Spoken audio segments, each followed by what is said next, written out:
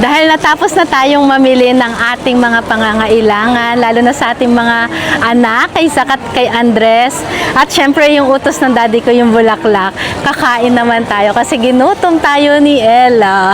Ayan. Alam ko kasi dito sa may Divisoria Mall, may masarap na kainan ng palabok. Kaya ngayon, hello be! Kapir!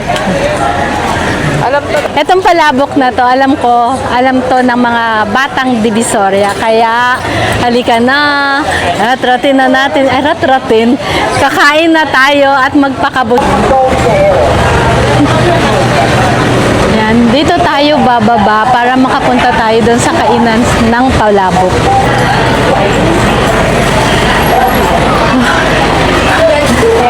Sige. Thank you nandiyan ka lang ba? Ay, kain na lang tayong palabok. Palabok na ano? Oo. Asya na lang natin. Magbibili tayo ng palabok. Ayan, kapag pupunta rin kayo dito sa ilalim ng Divisoria Mall, may mga native chicken. Anong tunog ng native chicken? Tik-tik. Hindi ko siya nakilala. Oh, kakainis ka. Ba't di mo ko nakilala? Ayan. Ngayon kakain tayo ng palabok. Saan ka nag-school? Pedro pa. Hello. Oh, same school pa kami nito. Batang Pedro din ako. May kasama ako ngayon. Oh. May nahatak akong kakain ng palabok. Kaya ayan. Ayan, dito na. Ayan, lalapag muna natin yung ating pinamili. Samahan mo na ako, ha? Hiningal ako. Halika. Meron na? Halika. Sumama ko, ha? Kuya, meron pa. Kautom na siya. Wala pang tanghalian. Hello, may ate. Ay, may palabok pa po kayo? Meron po. Pipila na tayo. Ito yung sikat na palabok dito sa ilalim ng Divisoria Mall. Ay, baby ko. Nakakilala ko pala to. Sino to, baby? Oo. Kaya ikaw yung mismo. Oo, kakilala ko ba? Six ladies calendar yan. Yan na. Nakakagulat. Nakakagulat. Namili kasi ako ng mga ano. Oh, sino mama? Malis ko si mama. Sabi, buti pala pumunta ako dito.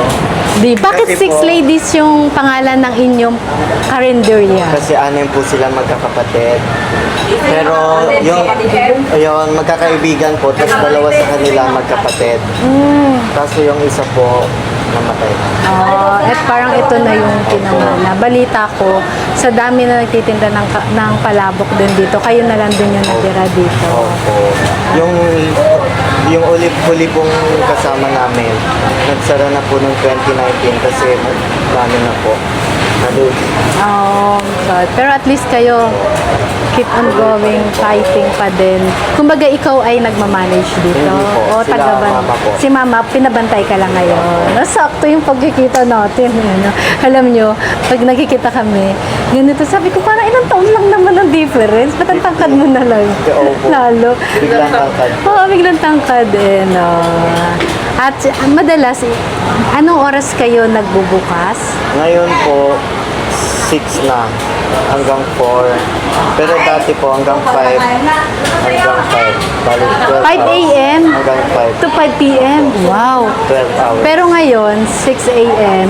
Ano na lang po, mga 10 hours. 10 hours, nabawasan sila ng 2 hours. Pero kasi siguro, nauubos agad yung paninda ninyo. Ayan, mag-order na kami. Ito yung sikat sa Six Ladies Carinderia, yung kanilang palabok. Kaya matitikman na natin. Kasi alam niyo naman kung sino yung mga nakakapanood ng ating mga vlog. Ang isa sa paborito kong merienda ay palabok. Iba't ibang palabok na yung natikman ko. Ngayon, yun dito sa ilalim ng Divisoria Mall, ang Six Ladies Carinderia. Ayan. Alam nyo, marami akong natikman na mga palabok. Iba't iba yung lasa nila. Pero, masasarap talaga lahat. Ito, masasabi ko, ito yung palabok nung bata tayo. Ito yon. Pati yung sauce, pati yung hibla nung pinakapalabok niya. Yun. Sarap. Pero parang ginawa na rin nila ng modern. Kasi may ano na pusi. Kasi usually dati ang palabok natin, chicharon lang naman. Tsaka yung binubudbudan. Alam niyo yon? Yes. Kaya ito.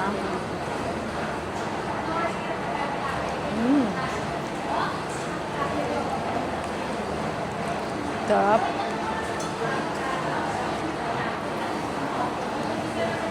Very sarap ba? May kasama ako eh. May kadate ako. Yung kumakain kami parang di na kami magkasama.